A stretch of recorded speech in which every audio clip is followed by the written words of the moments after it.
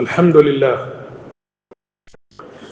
لله الذي هدانا للإسلام وجعل هذه الأمة خير أمة، والصلاة والسلام على حبيبنا وشفيعنا محمد وعلى آله وصحبه وسلم.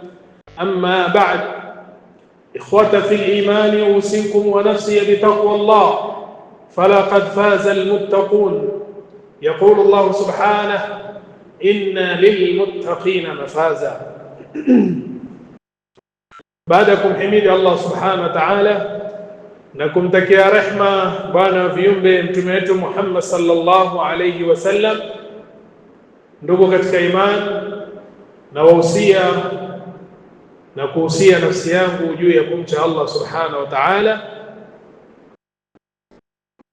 na huu ni wasia wa Mwenyezi Mungu subhanahu wa ta'ala kwa wa mwanzo na wa mwisho. Mwenyezi Mungu subhanahu wa ta'ala asema: walaqad wasaina alladhina utul kitaba min qablikum wa iyyakum an ittaqullah, hakika tumehusia wale ambao kwamba tumewapatia kitabu kabla yenu na nyinyi mumche Mwenyezi Mungu subhanahu wa ta'ala. Kwa kila mara Ijumaa makhatibu wanapopanda mimbar wanatuhusia juu ya takwa ya Mwenyezi Mungu subhanahu wa ta'ala. Na takwa ya Mwenyezi Mungu subhanahu wa ta'ala ndio atakana hiyo ni yenye kumsukuma Muislamu na kumpeleka katika maisha yake kumwogopa Mwenyezi Mungu subhanahu wa ta'ala. Vile vile, ikhwani fillah, tumshukuru Mwenyezi Mungu kwa neema ya hidayah. Mwenyezi Mungu subhanahu wa ta'ala ametutia katika dini ya haq, dinul Islam, na vile vile ni wajibu kwetu sisi kuhifadhi neema hii, neema ya Uislamu. Kuhifadhi neema hii ni kuhifadhi alhuwiya alislamia, ni kuhifadhi ule utambulisho wa Kiislamu. Alhuwiya alislamia ambayo inajengwa na shakhsia islamia,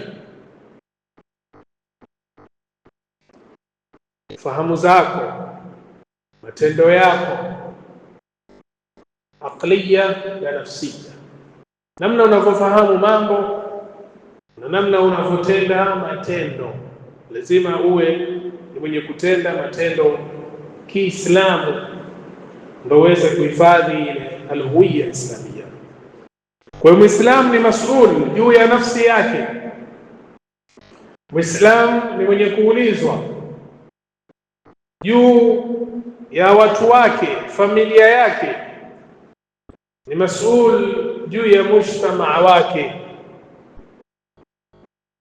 Mwenyezi Mungu subhanahu wa ta'ala asema: ya ayyuhalladhina amanu qu anfusakum wa ahlikum nar, ziokoeni nafsi zenu na familia zenu kutokana na moto. Na Mtume sallallahu alayhi wasallam akasema: kullukum ra'in wa kullukum mas'ulun an ra'iyatihi, kila mmoja ni mchunga na kila mmoja ataulizwa juu ya uchungaji wake. Kulingana na hali ya ulimwengu leo na mifumo ambayo kwamba inatawala dunia leo iliyojengwa juu ya secularism, ilmania, kutenganisha dini na maisha, kwa dhihiri mambo ambayo kwamba yagongana na ile alhuwiya alislamia, kwa dhihiri mambo ambayo kwamba yagongana na ule utambulisho wa Kiislamu. Katika dhurufu kama hizi na maisha haya, lazima tujitahidi sisi, nafsi zetu, familia zetu na watu wanaotuzunguka, kuweza kuhifadhi ile alhuwiya alislamia. Tumeona madhahir ya inhitat alakhlaqi, mporomoko wa kiakhlaq ukaenea sherehe na hafalat ambao kwamba kuna mchanganyiko ndani yake, wanaume na wanawake.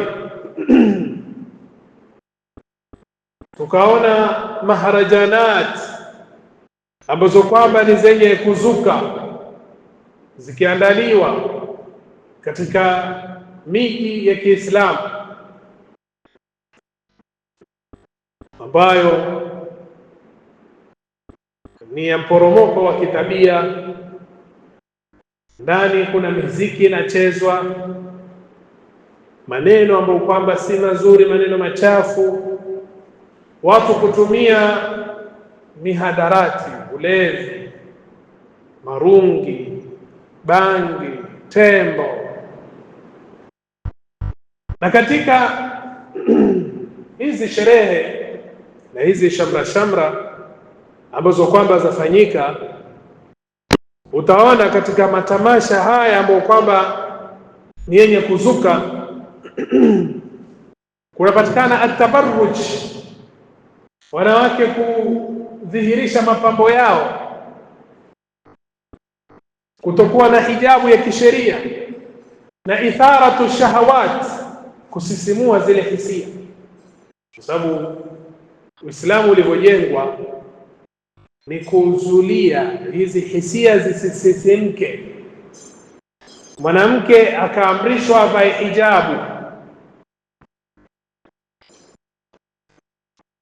jalbabi ya kisheria. Ya ayuha nabii qul li azwajik wa banatik wa nisa'il mu'minin yudnina alayhinna min jalabibihinna, wanawake wateremshe jalbab zao juu ya nguo zao za ndani, wajihifadhi. Na wanawake wakakatazwa kujipaka manukato, usitembee mbele ya wanaume ukapata harufu nzuri zao wakavutiwa, hisia ikasisimka. Wanaume wakaamrishwa wainamishe macho, wanawake wainamishe macho. Wanaume na wanawake safu zao zikatenganishwa. Yote haya ni kwa ajili ya kuzuia ile ithara shahawati, zile hisia zisisisimke. Lakini tunaona katika sherehe hizi ambazo kwamba zipo katika biladi na matamasha haya ambayo kwamba yanafadhiliwa na wa magharibi, hasatan yasisimua hizi hisia, wakahudhuria vijana wa Kiislamu na Waislamu katika matamasha kama haya, nyakati za swala zikawapotea, watu wakatumia mali na israfu, wakatumia mali katika njia ambayo kwamba haifai. Ikhwani fillah, athari ya matamasha kama haya ambayo kwamba yaandaliwa katika miji, athari yake ni mbaya sana, hasatan kwa vijana. Ukiangalia sehemu ya Kilifi kuna wakati ilikuja ikapigwa marufuku ile disco matanga, lakini naona kama sasa imeachwa. Watoto ama mabanati wanabeba mimba, bado wako katika masomo, wanabeba mimba nje ya ndoa, zinazoitwa mimba za mapema. Takaungu sehemu na usomesha ilikuwa madrasa, idadi ya wabanati waliobeba mimba nje ya ndoa itakushangaza, makumi kwa makumi.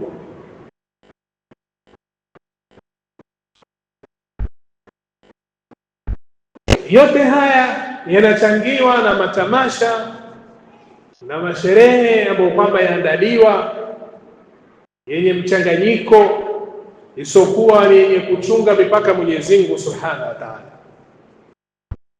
Ikiwa dhurufu ni hizi, wajibu kwa Muislamu ni gani? Muislamu ana masuliya, Muislamu ana masuliya. Kullukum ra'in wa kullukum mas'ulun an ra'iyatihi. Lazima mtu afuatilie habari za watoto, ajue wanakwenda wapi, wanasuhubiana na watu gani hawa vijana, na kutumia nafasi kuweza kupanda katika watoto mahaba ya Qur'an na mahaba ya nyumba za Mwenyezi Mungu, misikiti na sehemu ambazo kwamba ni bora. Makawanda bora ni misikiti, kuweza kujenga mahaba na maeneo kama haya. Ikhwani fillah, Qur'an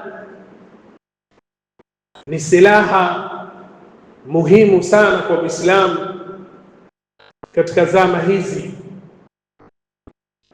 Kuisoma Qur'an, kuizingatia Qur'an, kujilazimu na Qur'an.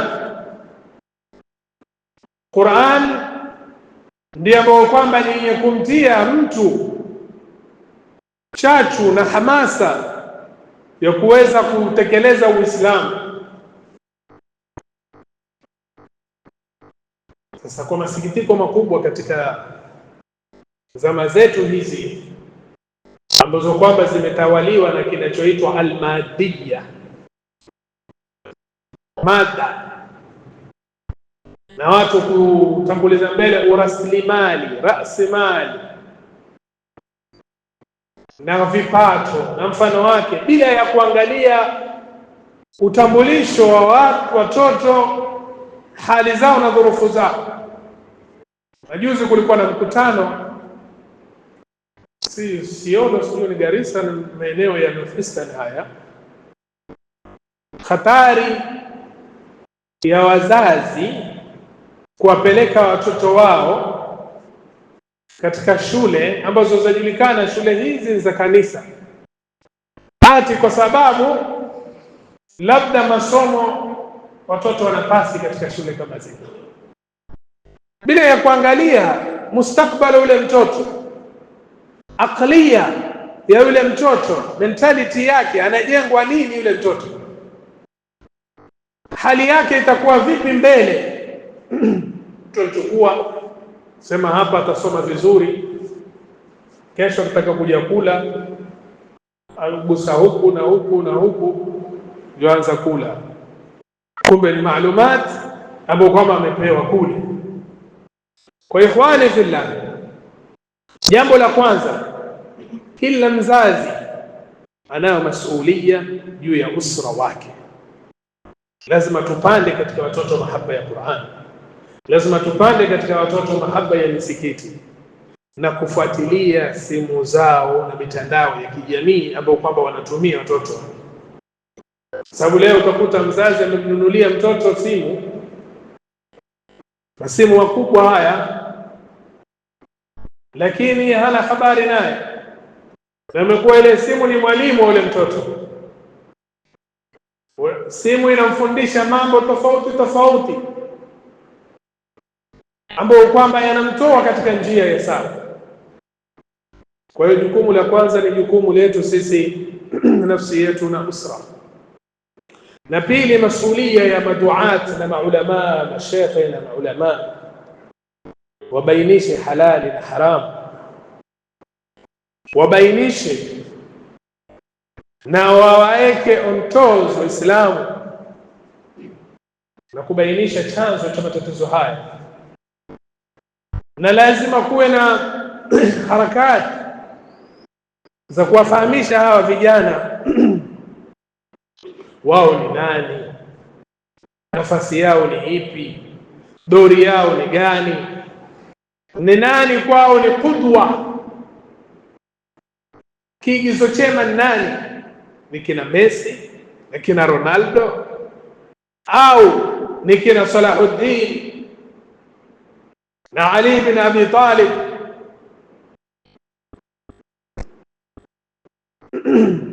Kwa hivyo lazima maulama wazungumze haya, kuwekwa barnamij zenye manafi katika misikiti na kuwe na harakati. Lazima ihtidhan, vijana tuwe nao karibu wasifukuzwe, wafahamishwe, kwa sababu leo kila mmoja ana ajenda. Kuna watu wana ajenda zao, wanaandaa matamasha na kuwakusanya vijana na anasa, na ujue ndio nafsi yapenda, sababu inasemekana ule moto vile ulivyo, Mtume sallallahu alaihi wasallam anasema huffatil jannatu bil makarih wa huffatin naru bishahawat. Pepo imezungukwa na vinavyochukiza. Nafsi haipendi sana vitu vya peponi, kuamka usiku, kufunga alfajiri, baridi hii, kuamka kwenda msikitini, kuswali, kutawadha. Lakini angalia moto umezungukwa na nini? Shahawat, anasa, kuangalia picha chafu, kwenda katika madisko, kulewa na mfano wake. Kwa hiyo ikhwani fillah, kuna watu wana ajenda ya kuwapoteza vijana, na sisi umma wa Kiislamu tunao ajenda kuu, nao ni liyudhhirahu ala dini kulli, Uislamu udhihiri. Kwa hivyo lazima tutumie fursa hizi. Vijana wana masuhulia, na vijana ni kuanzia miaka 40 kuja chini. Vijana wana masuhulia. Kwanza ni i'tizazi bil Islam, lazima mtu ajitukuze Uislamu, afahamu izza ya Uislamu, afahamu utukufu wa Uislamu, ausome Uislamu. Leo utakuta wa magharibi, ukiangalia katika mitandao, mtu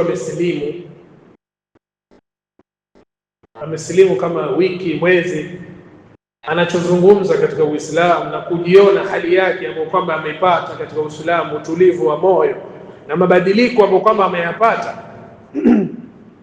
Asema hata wakakusanyika watu wangapi, mimi siwezi kuacha dini. Kuna binti juzi nafikiri ni Amerika, asema nitapotea mtandaoni kwa muda, hamtoniona nikizungumza, lakini si kwa sababu ati nimebadilisha misimamo yangu wala kuacha kuzungumza Uislamu. Ni kwa sababu nimepata msukumo sana kutoka kwa watu wake wa karibu, na wengine wakimtisha mpaka kutaka kumuua.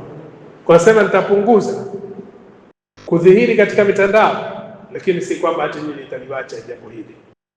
Kwa i'tizazi bil Islam na istithmarul waqt, nasema nyakati zitumiwe vizuri katika kuwalea,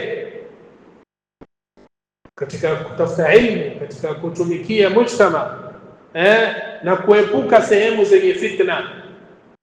Uislamu si sawa kuenda katika sehemu ambazo kwamba zina fitna, bali atakana ajiepushe. Kwa hivyo hizi sherehe zinazoandaliwa na mikutano hii miovu, Uislamu atakana awe mbali.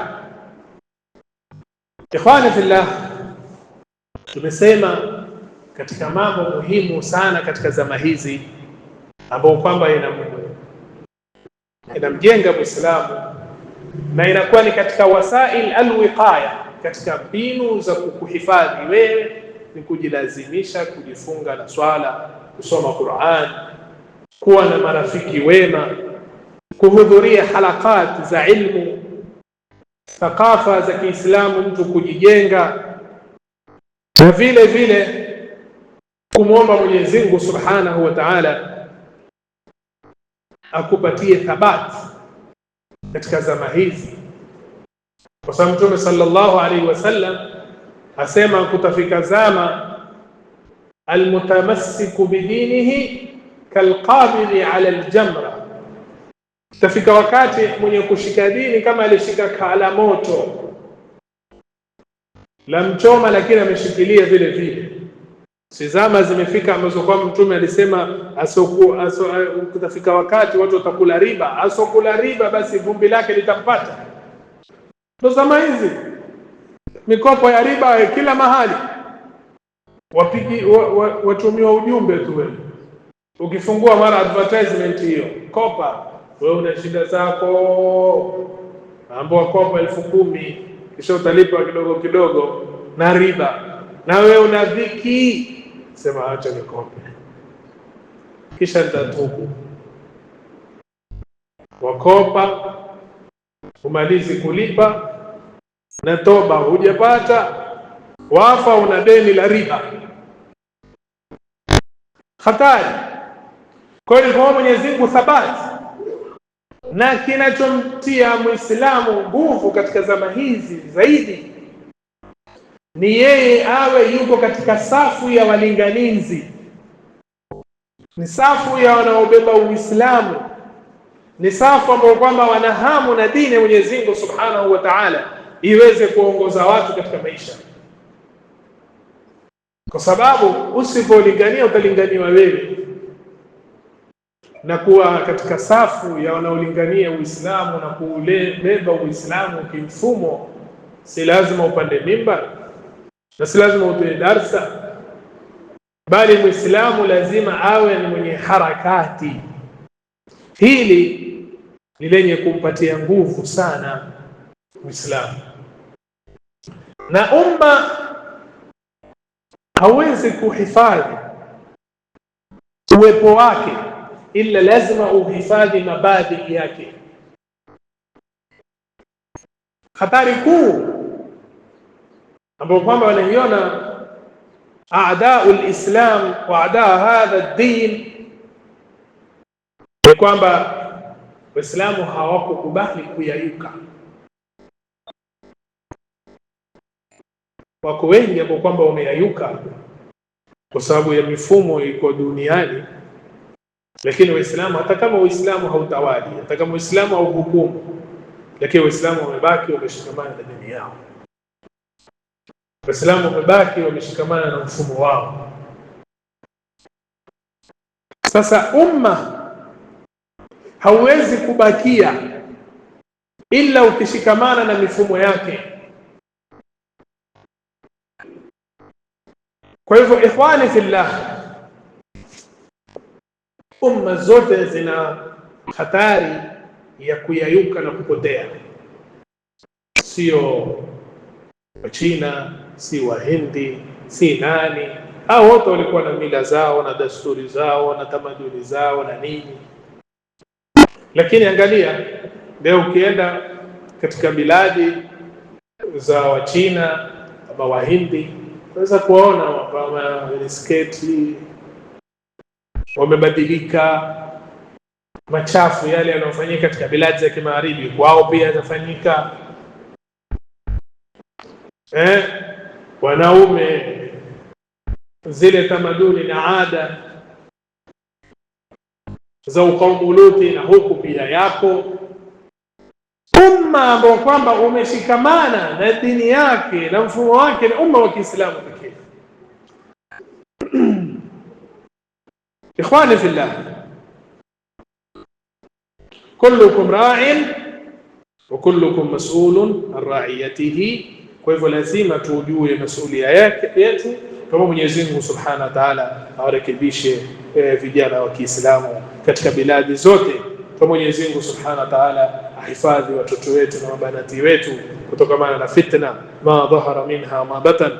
Allahumma arzuqhum suhbatan salihah ووفق الآباء والأمهات لحسن التربية وانصر الإسلام وعز المسلمين واغفر لنا ولوالدين ولجميع المؤمنين إنك سميع مجيب أمين.